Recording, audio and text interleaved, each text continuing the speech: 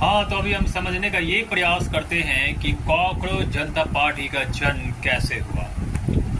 तो जहाँ तक आपको याद है कि पहले ये देखिए कि भारत का जो मुख्य न्यायाधीश है वो बहुत ही सर्वोच्च और गौरवमयी पद है। और दूसरा चीज़ ये ध्यान दीजिए कि भारत का जो मुख्य न्यायाधीश है वो इस तरह का स्टेटमेंट नहीं देता है कि भारत में जो युवा बेरोजगार है वो कॉकरोच के समान है। भारत के सीजेआई यानी कि भारत के मुख्य न्यायाधीश ने ये स्टेटमेंट दिया, जबकि भारत का मुख्य न्यायाधीश इस तरह का स्टेटमेंट देता ही नहीं है। तो यहीं से साजिश की बू आ गई, यहीं से ठीक साजिश की बू यहीं से आ गई कि भारत का न्यायाधीश इस तरह का स्टेटमेंट नहीं देता है। और जैसे ही भारत के न्यायाधीश ने ये स्टेटमेंट दिया, 2 दिन के अंदर कॉकरोच जनता पार्टी का जन्म हो गया और कॉकरोच जनता पार्टी का फॉलोअर 2 दिन में ही मिलियंस में चला गया। और कॉकरोच जनता पार्टी क्या कह रहा है, तो मैंने कॉकरोच जनता पार्टी के जन्म का कहानी आपको बताया। तो एक साजिश के तहत कॉकरोच जनता पार्टी को जन्म दिया गया, किसी को कोई शक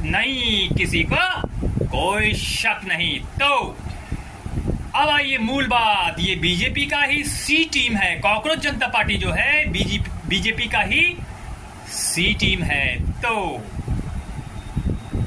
अब कोई कॉकरोच जनता पार्टी के बारे में डाउट नहीं रखना। और अगर कॉकरोच जनता पार्टी अगर चाहती है कि देश आगे बढ़े, देश विकास करे, वर्तमान सरकार का जो नीति है वो गलत है, तो कॉकरोच जनता पार्टी, तुम्हारा उद्देश्य एक है, हम लोगों का भी उद्देश्य यही है कि सरकार की गलत नीति का हम लोग विरोध कर रहे हैं। तब कॉकरोच जनता पार्टी तुमको हम लोगों के साथ मिल के ना सरकार का विरोध करना चाहिए। तो ये मिल के विरोध नहीं कर रहा है। तो मैंने क्लियर कर दिया कि कॉकरोच जनता पार्टी बीजेपी का सी टीम है और एक साजिश के तहत इसकी स्थापना की गई, जिसका भेद खुल गया। तो हमारे देश के यशस्वी प्रधानमंत्री जी की जय हो, क्योंकि वो इन्हीं सब कामों में लगे हुए हैं। पिछले 12 सालों से भारत देश का बेड़ा गर्क उन्होंने कर दिया है। लेकिन जो 215 लाख करोड़ का कर्ज हमारे यशस्वी प्रधानमंत्री जी ने भारत पे डाला है,